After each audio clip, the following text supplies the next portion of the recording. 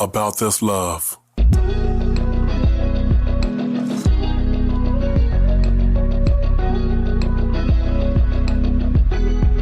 About this love. How you guys doing today? You are tuned into About This Love podcast with myself, Dale, and my wife, Sherelle. Say what's up to the peoples. Hey.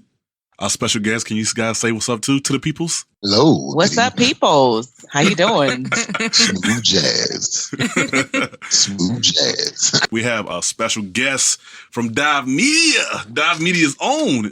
Well, good evening, ladies and gentlemen. We're glad to be here with Dale and Sherelle. This is Amadi and Chanita Williams. Been married 15, 16 years now. It'll be 16 in about a month and a half. So we're going to say we're like college sweethearts. Do people still say that? They say high school sweethearts. People don't say college sweethearts. Some people say college sweethearts. We can be college sweethearts. That's good. I've never heard that.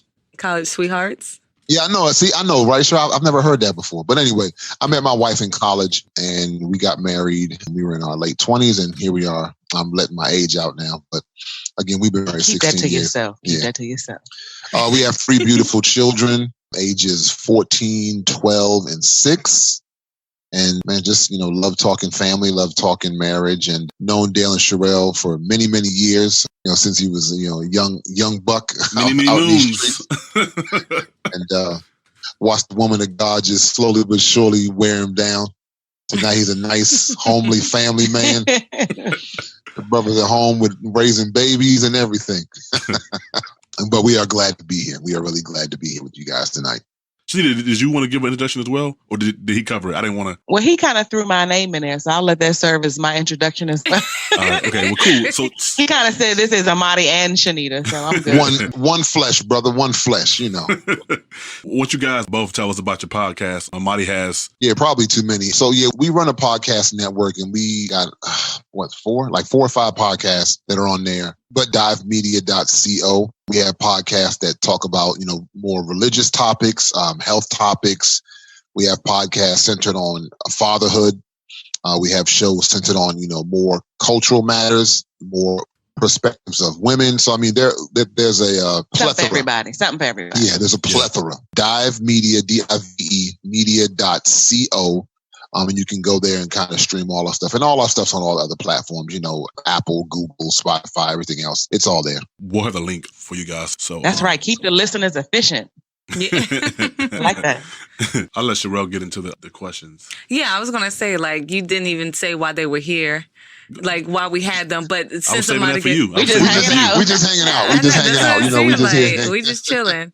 But no, that's cool. Like you were saying, Amadi, you guys are seasoned couple. Is that what you call them, Dale? Seasoned veteran couples. Like LeBron. But not. Oh, yeah. Mike's the ball spot, Amadi. Mike's the ball spot. Yeah. LeBron got the ball spot. I got all the grays. So. Hey, yeah, he's my sugar daddy. Y'all didn't know. And Chanita, we don't want to leave you out, so we're gonna call you Serena Williams. You know what I'm saying? We don't want to leave you out. Of the athletic analogies. So we got Serena Williams and LeBron James in the building. They're top of their game. I'll take some of her money too. Yeah, so basically, while we have them on the podcast today, we wanted to cover the conversation of dating after you get married, after you have kids. And, as you mentioned, Amadi, that you guys have 3 wonderful children and been together, would you say 15 plus years, celebrating 16 years next month? Yeah, next year. Next month is our 16th anniversary. Oh, we got the same. I met you in 98. Oh, I didn't realize we had the same a long time anniversary month. Anniversary month. I never knew that. I never realized that. Well, no, and so that's just beautiful. But we definitely wanted you guys to, just share your, experience with dealing with that. I was telling Dale a few weeks ago how I had watched a movie where, it was supposed to be a Christmas movie. I don't know, who knows, but this woman was really sad to see her son go off to college. But the second he steps out the door, in her mind, she thought that she was going to get her husband on a second honeymoon so they can reconnect. But then as soon as he walks out, the husband pulls the bags out of the closet and he's like, "We're not in love no more." And so, they just kind of, he's like, "I want a divorce." Like, yeah. That's cold, man. Wow. Yeah. And so I was just, they didn't get into the ins and outs of why they divorced, but, you can draw conclusions. Yeah, you could just draw conclusions. And I was thinking, how important is it to still date, or is it even possible, or can you just put your romantic relationship with your spouse on pause? That's like a 4-part question. It's 4 completely different questions. So I would do my best to try to break down each part. So I think absolutely it's important to, and you use the term date your spouse. And so people can fill that in, and use whatever terms, quality time, me moments or the bubble moment, whatever you want to call them. I think those times are important. However, when you are parents to young children, and multiple children, that is really almost non-existent unless you have a great dynamic support system that's willing to take all of your kids. Yeah. Because, you get into the habit of once you have more than one, see, when you have one, everyone's like, oh, I want to watch the baby. I want to do this. But then you start adding 2 and 3 and then personalities are different. No, ain't nobody going to take all 3. This is a special person that's going to take all 3 of your kids. And so when our kids were a lot younger, there was no dating. There was no dating going on. And, we had struggles, earlier in our marriage because we had children soon after we got married. And so we didn't really have a lot of time to... Too soon, brother. Too soon. No. It was soon. I mean, we just didn't have time to learn how to be a husband and a wife. We both grew up from divorced homes. I grew up from a home, it was multiple divorces on both of my parents' side. And so we didn't really have the best examples. And so we knew we were starting kind of at a deficit. And then 3 months into our marriage, we got pregnant. And then all of a sudden, there is no more time to focus on how to be a good wife, how to be a good husband, because you got to focus on being parents and keeping this little baby alive. And so I would say in the beginning of our marriage and parenting, Amadi was much more focused on trying to keep us together. And I was more focused on not killing this baby. like I need to make sure this child stays alive. Yeah. So my priorities had shifted and he was very patient with me, but he would constantly remind me hey, I was here first. And not in a selfish way, but kind of in a way it's hard for a mother and, for all the dads and husbands listening, it is very hard for a mother to divide her attention between what her spouse needs and what her child or children need when they are very young. We just don't have the capacity to do that very well. And I'll be the first to admit it. And so that's why we need you guys to constantly, remind us we are married parents, not just parents. And sometimes that does get lost in the day-to-day of raising and rearing children. You have to remember, you both have to take that effort, but it takes a while. And I'll be honest, Dale, for the wife and the mom, it's a struggle. And it's not because we don't love you. We grew this human inside of us. So there's a connection that's kind of undescribable. Mm-hmm. Doesn't take away from the dad and, what you were able to deposit and help create, but it's different. I think it's a different feeling that a mom has when a child cries or something, something is needed. So it really is important. So circling back to your question, Sherelle, it's important to have those times, but I think you have to be very realistic. Are we going to go on a date night once a week? That ain't realistic when you got small kids and you got multiple kids. It's just not realistic. Again, unless you have a big, large family that's just willing to take all your kids and you got to trust that's a whole nother podcast. Never mind. We had a podcast about that last night, about trust. Because it's the list of people who I trust with my kids is pinky nail small. So, so they end up always being with us. And so I can say as our kids have gotten older, it becomes a lot easier as our kids no longer need us, for every feeding and every diaper change. When your children become a little more mobile and just a little more self-sufficient, they can go grab an apple by themselves, right? It helps. You'll start to see a little light at the end of that tunnel. Yeah, what she said. Yeah. The only part I would just want to emphasize for people is remember, this is not television. And so, people think, we got to have date nights and do it every week. You might not do it every week. You might not get to it every month, but people use date night as a way to substitute, just finding ways to connect. Right. And that may just be sitting down and having a conversation, going for a walk, right? Just go and sit on a park bench. It doesn't have to be this big thing. Oh, we got to have a date and a dinner and a movie, and we get dressed up and we get a sitter. Because you might not have the time.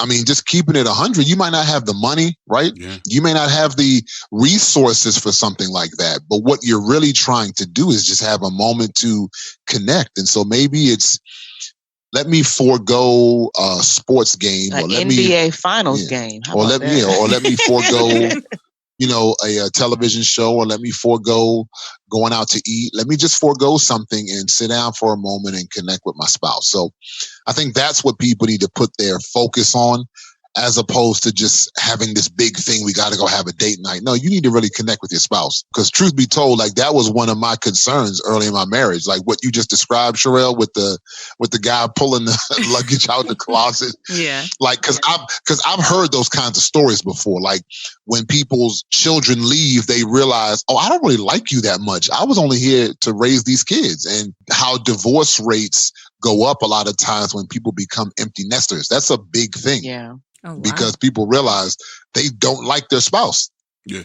I mean, you saw a lot of that when COVID first started. When COVID first started, there were a lot of cases where you read about people coming home, being in the house and realizing, I don't really like you that much. And like how, domestic violence increased. A lot of things went up when COVID first started. Wow. Because we can occupy our time with other things as opposed to connecting with our spouse. So I think that is the most important, as opposed to just, if you can get on a date, go on a date. It's great. But, in the real world, that's not always going to be the case. That's the point that I'm trying to get at. And you still need to find ways to connect with your spouse. It's interesting you say that, because working with different people and knowing different individuals, I realized that even cats in my own family, I realized that people just don't like being home. Even like whether they got a girlfriend at the house or they're married, they don't like being home.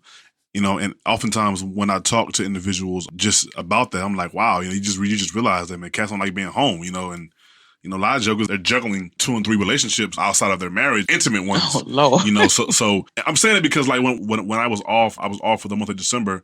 I was off for that whole month because of COVID. I had a lot of vacation time left, so I just took off for the whole month. And like, I really enjoy being home. Like, I really enjoy being home, and that's something that I was like, wow, but I feel like me and Sherelle over the years, we've kind of created that atmosphere where both of us can enjoy being home, but for a lot of people, that's not really their reality. So like you were saying, Amadi, when COVID came, like Chris Brown said, deuces. Yeah, man. Yeah. I mean, I think, that you're exactly right. I mean, people have to be willing to work towards creating that environment. I think that's why I started by saying this is not television, because a lot of times we look at television, we look at movies, and what it does is it pushes us to a place to create false expectations. And we expect our home is going to be like that movie. Right? They just, float. They just come in and they float in. If you don't work at it, it won't be like that. I mean, yeah, I'm like you. I love being in the house. Like I tell her all the time, like when I come in, I'm like, I'm not trying to leave.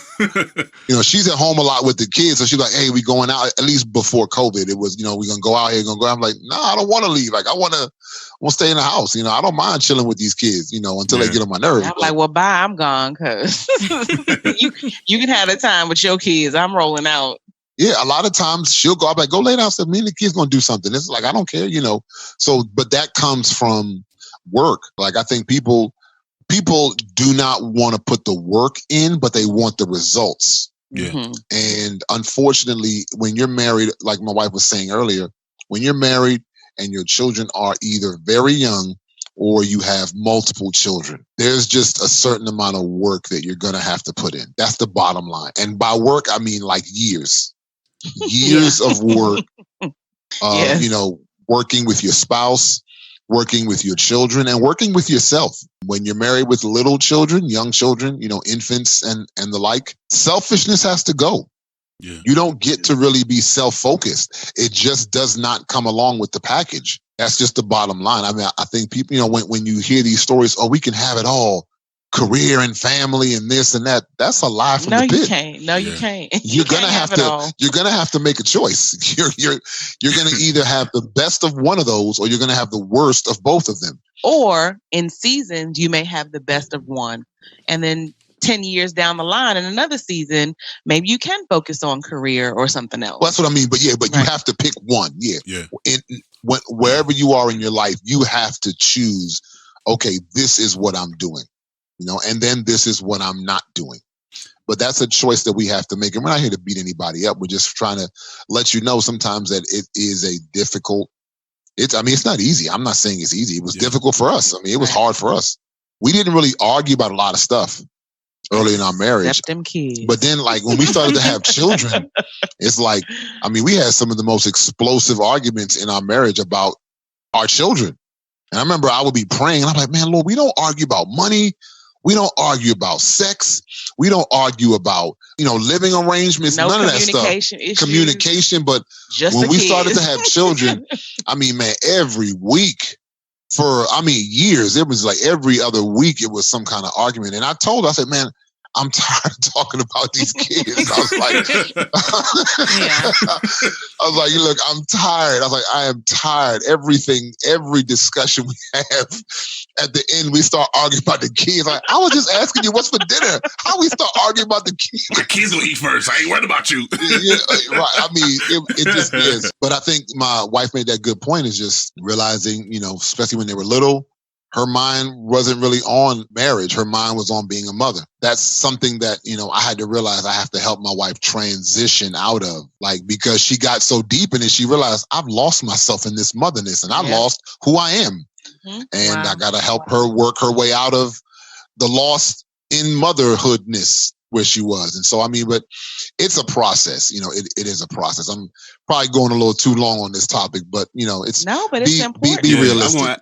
I was going to ask you, Amadi, can you give a few examples? Because one of the things that I realized, and we had mentioned it on one of our podcasts, when we would go to your house, y'all be like, oh, it'll be all right. Oh, that's it?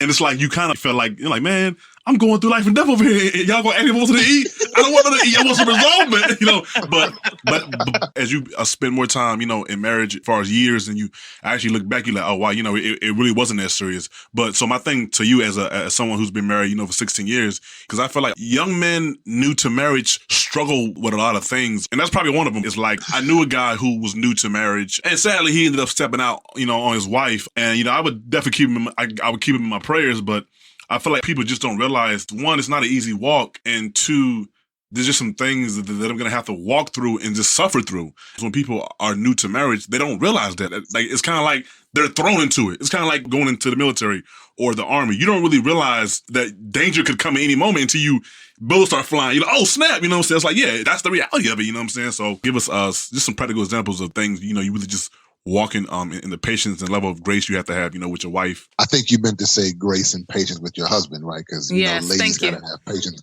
Yeah, ladies got to have more patience. Nah, I'm kidding. Practically, I think you said the first part, and that's something that we have to be willing to do, which is have mercy on our spouse. That's difficult for us sometimes because we just expect them to, you're my spouse, so you should be able to just, jump. Come on. This is what I need. Move. And it's like, no, they're a human being just like you. And they need opportunities to be able to mentally transition. And you have to give them space to mature and grow. Like our spouses are weak and limited, just like we are weak and limited. And so, how we sometimes like, man, give me a chance. We think, man, they would just give me a chance. Come on. Well, your spouse is thinking the same thing. Right. Your spouse is like, man, will you just give me a chance? So I think that's the first piece. Have grace for your spouse. Give them mercy. Give them space to grow and mature. Secondly, I think that it's pivotal in every marriage. And, you briefly touched on it, but I would just say you really cannot be successful in your marriage without help. Mm-hmm. And I think that this notion that people can just kind of work through things on their own is rubbish. You know what I mean? You need assistance primarily for one reason. There are a myriad of reasons, but I think primarily is because it's extremely helpful when you find out you're not the only one. Yep. When you find out, oh, other couples go through this too? Yeah. Oh, snap. It is like a light bulb that goes on. But it's not just my husband who's crazy. Right. It's not just my spouse who's I'm ready to wring their neck. Okay. All right. And it just kind of puts things in perspective for you. It does. Having that one little piece of information, like you're the only ones. You're not the first ones. You won't be the last ones. What? Like that's why I used to tell you guys when y'all would come in and I'm about to kill him. And I'm like, this won't be the first time you feel like that. And it won't be the and it won't be the last time. It'll be another day where where you're ready to kill your spouse, So you got to just let that wash over you. Let that just kind of absorb that and be ready to work. So I would say for me, dear, those are probably the two really practical pieces that would be helpful for young couples. I would say, I think even before you get married, and I'll put this out here for those who are maybe engaged or thinking about marriage, if you are uncompromising and selfish and unwilling to forgive and always hold grudges, you probably don't want to get married. You probably don't want to get married until you allow the Lord to work those things out. Because I think those are the three things that you have to be very strong in a marriage, because your spouse is going to do things to offend you constantly, daily. And you have to be quick to forgive. These aren't major issues, right? We're not talking about he took the tax money and went gambling and now y'all homeless. I'm not talking about something like that, right? My goodness. I'm talking about that? Right? I'm talking about maybe the more milder things, right? Amadi knows one of my pet peeves is when I wake up in the morning. I'm a very talkative morning person. So I wake up, hey, good morning, what's up? What you got going on today? And my husband is not like that. So I've had to adjust, right? But if I wake up in the morning and he doesn't say anything, early in my marriage, I would be so offended. He doesn't love me. Yeah. Just going back to the TV. He doesn't love me. He didn't even speak to me this morning. Yeah. And you get so dramatic and bent out of shape where really he's got 15 meetings in his head that he's thinking about. So when you popped out of the bed all sunshiny and roses, he wasn't thinking about that. So you learn to let stuff roll off your shoulder. You learn to let things just go by the wayside. Everything is not that important. And that was a struggle for me, because I felt like everything was urgent. Everything needed a long, drawn-out discussion to make sure we were clear in our communication. I would talk it to death. And that would drive him crazy, because he's a, typical, I don't know, was it the right side of the brain? Typical right-brainer, where it's just like, get to the point. And I'm like, well, you can't get to the point because you need to understand points A through Z to understand why I'm at this point. And so, but I would definitely, tell people, you have to really be willing to be quick to forgive, because it's going to happen. It's going to happen daily, sometimes multiple times a day, and learning to compromise. And so I think one of the things, with our relationship, we realized maybe, I don't know, years down the line, there are just certain things that maybe we'll decide to do. And initially it was like, well, we have to agree on everything. If we're not in agreement, two can't walk into agreement. And, what's the scripture I'm misquoting? Can two walk together unless they agree, right? Yeah. So initially, in my religious mind, it meant we have to think the same thing about everything, right? Mm-hmm. Clearly, that's not it. So now we've learned, if there's something that I maybe want to pursue or have an interest in, and he doesn't really have any strong objections about it, I can go ahead. I don't need him to agree with me. I don't need him to understand all A through Z points. He doesn't have any strong objections of kind of giving him the bullet points. Then I'll go ahead and dibble and dabble and pursue a few business ventures or things like that. So I think that was something that was helpful, realizing you don't have to have the same brain. Because we are one flesh and spirit does not mean that every political thought that he thinks, I think the same, right? We'll try to discuss it out to hear each other's opinion, but you're not the same person. And so, one of the things that I learned early in our marriage is, I had to let go of that false humility as a Christian wife who wanted to be submissive, because I wasn't being genuine and true to myself. It was like, okay, honey, whatever. But inside, I'm like, oh, you dumb. You don't know what you're doing. Because, the little secret that I like to let out is women, we really think men are stupid. Like a fleshly, carnal woman even believes that she is still smarter than her husband. And it's not to say that in some areas that we're not, but it's just kind of like, sometimes we just don't give y'all enough credit. And so you realize, okay, no, it takes two to tango. The Lord created man and woman, not just woman. So I had, a lot of pride and egos and things that I had to kind of like get into check. And realize, no, my husband is my partner. I need him. I need to help him do the things that God has called him to do. We're here, we're doing this together. Not like, well, I bring more to the table or I'm saved longer. That's ain't got nothing to do with nothing. Yeah. Because at the end of the day, when you get an attitude and you've offended your spouse, ain't nobody checking for who been walking with the Lord long, because y'all both got an attitude. Yeah. That's true. Well, it was something that Amadi had said a little bit earlier, just about, don't expect your marriage or your spouse to be like, someone else's spouse who's a little bit more seasoned, and, you don't expect that in like year 1 or year 2. And so I was thinking about around the holidays, this was so crazy. Around the holidays, we went to go visit some family members, and one of the family members was like, just kind of breezing through the kitchen, right? Like cooking, like fried up some chicken, like whipped up a salad and was making a plate for her husband. And I'm sitting there on my phone because, 6 months pregnant, I barely like waddled in and sat down, and I was like, where the snacks? And she's like, I mean, with my plate. That's, exactly. Where the snacks at? Exactly. I was like, I think that I had no shame at this point. I was like, where the snacks? I'm sorry, guys. Like, nice to see you, but where the food at? And so she turns to me and she's like, oh, you gonna make Dale a plate? And I was like, oh,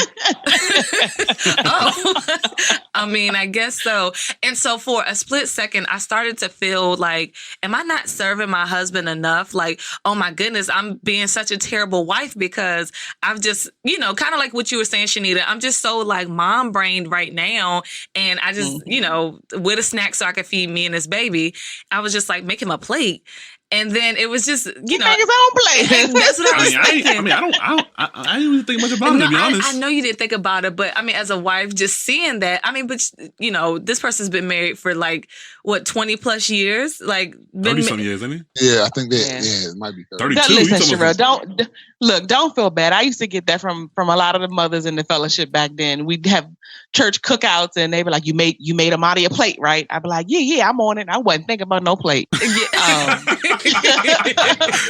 Yeah. I had planned to. I'm in line now. I was like, I was in line for me to get a plate. But what I have learned is when, again, my children are a little bit older and I am primarily working, inside the home. So when my husband goes out to work, a couple of jobs, I don't mind I try to time the food so that it is ready and hot when he comes through the door with his plate made, with his napkin ready and his, cup of water ready. And his vegetables not touching too. And his salad on a separate plate. He likes his salad on a separate plate because he doesn't like it touching. But you know why? Y'all letting out my secrets here. Hold on. That's real? Oh my goodness. They were talking about it. They were talking about it. Oh, okay. Oh my God. He don't like his salad touching. But I do that because he goes out, fights traffic, works hard to provide for his family. When he comes home, I want him to just be able to rest. Now, when my kids were little, I wasn't always able to do that. So in a different season, it was like, food is ready, it's on the stove. Like, go ahead and make your plate. And not like, make your own plate. But it was like, I have to feed this one baby. I got to change this one baby, put this one baby down. No, I'm not thinking about making your plate at that moment. Yeah. But, now that the kids can make their own plate, and I still actually make their plates most of the time. But that's because they're greedy and I've been eating leftovers. So it doesn't really have anything to do with serving per se. But in a different season, Sherelle, when you're not focused so much on the kids, it becomes a joy to serve your spouse in that kind of way. Yeah. So, I really had to check in about that. I was like, well, with me, myself, and the Lord, I was just like, am I not serving my husband? Then I'm just like, man, her kid's grown. I got babies. I'm chasing behind. Like, on top of the fact that, they're not to say that we're not putting into our marriage, but they have years of putting into their marriage or where they fostered that, decades. Where they fostered that, okay, honey, like you said, like you were saying, Dale, how Chanita knows not to put the salad next to like the entree kind of thing. And it's like, okay, well, they've had that time to really foster that. And Dale's really not expecting that of me. If anything, I'd be like, Dale, you gonna bring me something? You gonna make me this? You gonna bring me that? So I'm the one that's like, you gonna serve me? Right. Because it's your season to be served, right? Yeah. You're with child, you have 2 other young children. So this is your season to be kind of taken care of. And then don't worry, it'll flip. Because they'd be like, Sherelle, with my plate.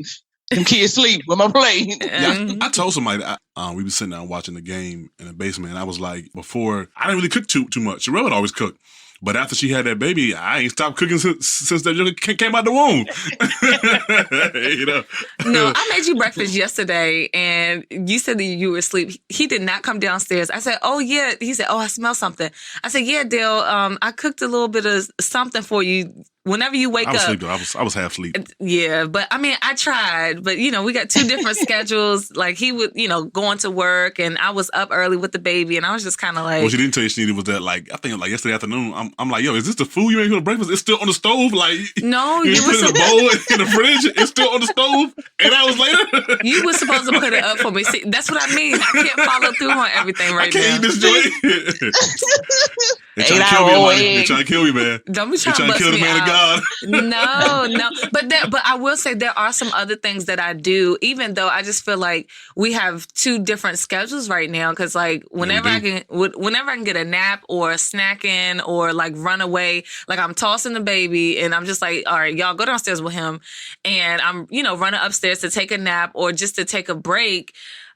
Like you were saying, Chanita, when Dale comes home, I do try to.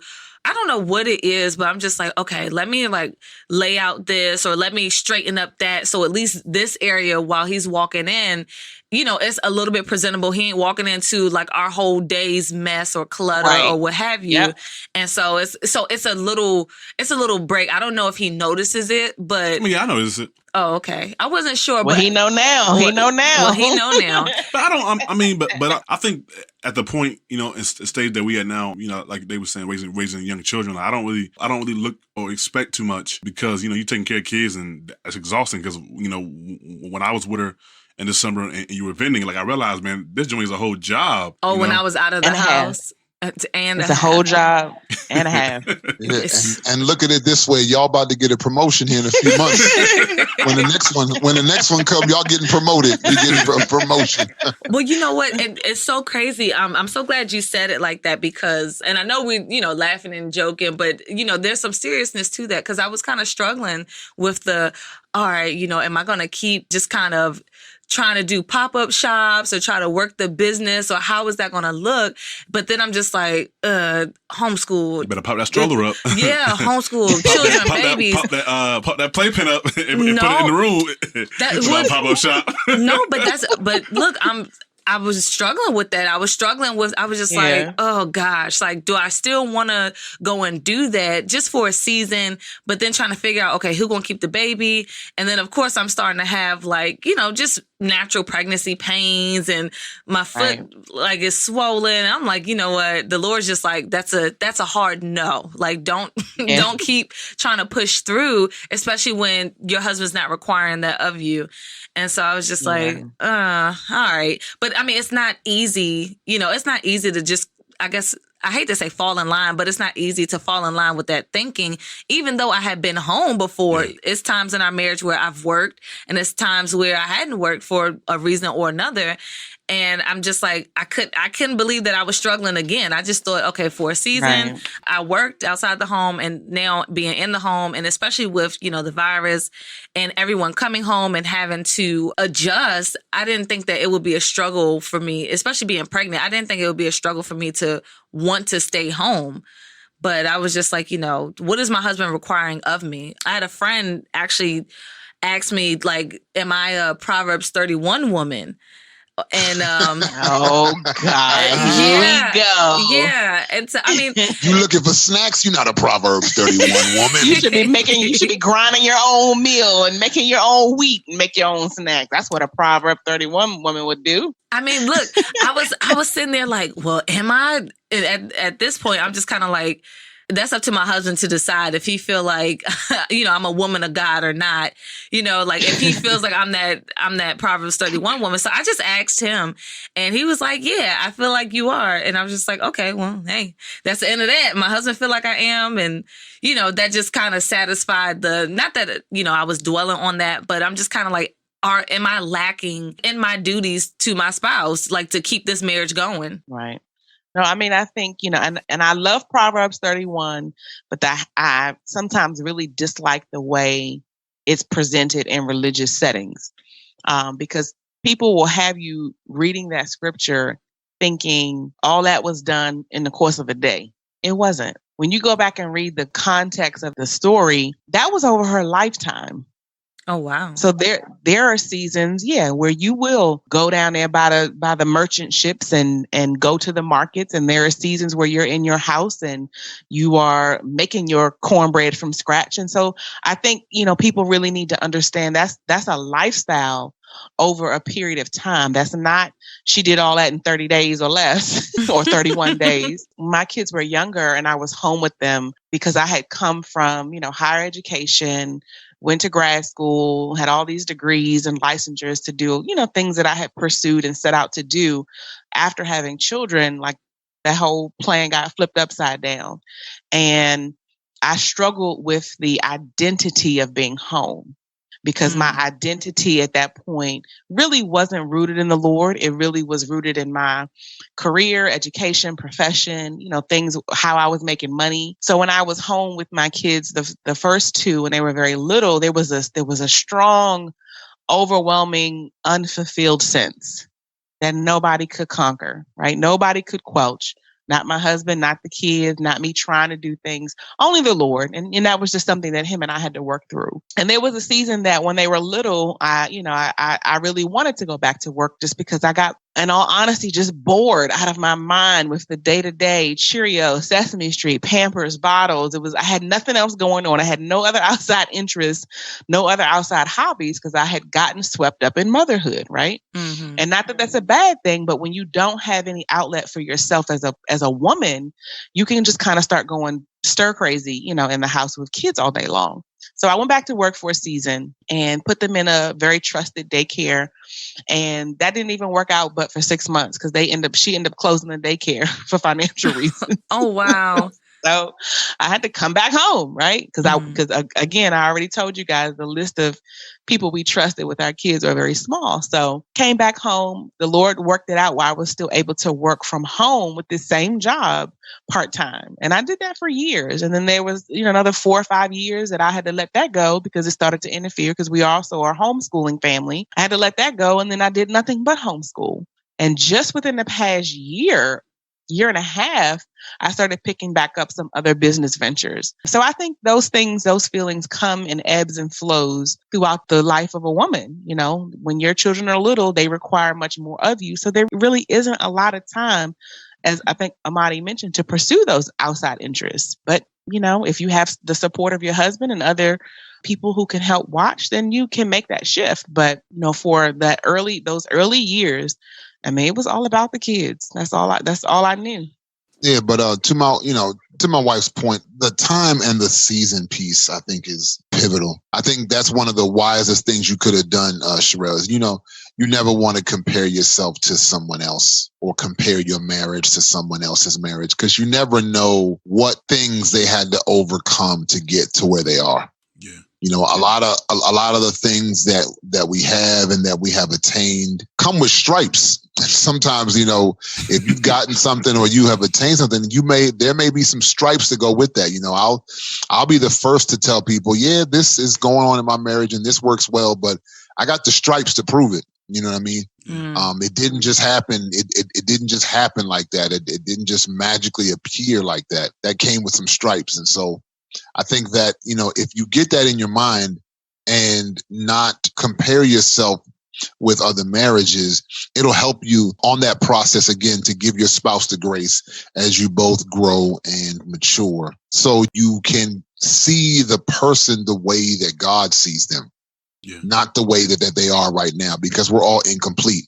You have to see the image that God sees when he looks at them. He sees a finished product. He doesn't see right where they are today. Even though today might be frustrating as all get out, he still sees an end product, a finished product. And so that's the struggle that we have to wrestle with, because the culture tells us you can always get better. You can always do better. You can always find somebody else. The culture doesn't tell you need to work, right? You need to stop being selfish. You need to put in effort into making your marriage better. That's not what the culture tells us. So we have to wrestle with all of these outside influences that will tell us just cut loose and move on to the next. And it's like, well, when you move to the next, there's still going to be work. You don't escape work. You don't escape the need to connect with your spouse. Even if you remarry, listen, there may be folks listening who may be remarried. And I'm not throwing any shade at people who are remarried, but even they know you have to put in work, right? You have to work if you want that next marriage to be successful. So there's always hope if people are willing to do the work, right? This is not, not in any extreme situation. You know, there may be things of domestic violence and things like that. That's not what I'm talking about. In those matters, get to safety. But I'm talking about in normal matters where, you know, you have disagreements and there are arguments and people aren't on the same page and you may not be seeing eye to eye. Just be willing to work. If you love the person and you're willing to work, I mean, I can say with full assurity that almost anything can be resolved. If you love the person, if you still are choosing to love the person and you are willing to work, anything can be resolved. And then you don't have to compare your spouse or your marriage to someone else's because you don't know where or what they had to deal with to get to where they are. Amen. Amen. I was telling Sherelle a couple weeks ago, I think that's sometimes that's what the enemy uses to kind of entrap people, and especially when they're young in their marriage, to kind of convince them they should get a divorce, is that they think that the way it is now, it'll be this way forever. It's like, nah, that's just what you're going through, you know, right now, you know, but it's not going to be that way forever. But I think, you know, when you begin to believe that lie, you're like, man, I'm out of here. Pew! You know what I'm saying? But it's like, nah, you know, it won't be that way always. I definitely bear witness to that. Well, I definitely had a good conversation. I'm glad that you guys were able and available to just share your experience and answer all of my 110 questions.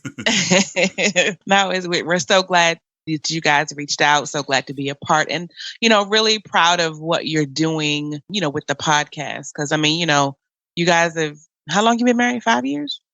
March. We'll be going into our 5th year in March. March is February. Y'all got married in February, brother. Come on, brother. What happened in March? I don't know. Make sure you edit this part out. Yeah, silly. But, you know, with you guys, you know, coming up on, you know, your 5-year mark, sometimes you may feel like, oh, well, I have to be married for 15 years before I can speak about marriage. No, that's not it. You can talk about where things are now and the current struggles. And it's just good to see people wanting to be vulnerable and just, you know, to share life with people. So thank you guys so much for the invitation. We really do appreciate it. Yeah, thanks for having us, guys. I mean, you know, we love you. We're even just super excited to see how your marriage has grown. You know, the Bible talks about not despising small beginnings. And so, listen, it may seem like you have not traveled that far, but I can tell you in my eyes, you have come a long way. And I think that God is pleased, you know, by what you're doing. So even by the fact that, you know, he's allowing you to be fruitful in this podcast. So, man, you guys keep doing what you're doing and continue to, as the Lord blesses you and your family, you know, as you guys are growing, man, this is going to turn out for his glory. Thank you, man. Yeah, thank you. And thank you guys for listening to this podcast on today. We'll definitely, again, link Amadi's and Chanita's podcast website down below so you guys can check them out. Can you make sure you text me that link to that? On that note. Okay, guys, until next time, peace. Thank you for tuning into today's podcast episode. Be sure to follow and share your thoughts as we continue the conversation on About This Love's Facebook, Instagram, and YouTube channel. Join the About This Love community on Discord. The ATL podcast episodes can be found on all podcast streaming platforms. If you've enjoyed today's conversation, please consider submitting a donation via PayPal or Cash App to keep our podcast going. Click on the link below to find our podcast and social media platforms. Thank you. Until next time, peace.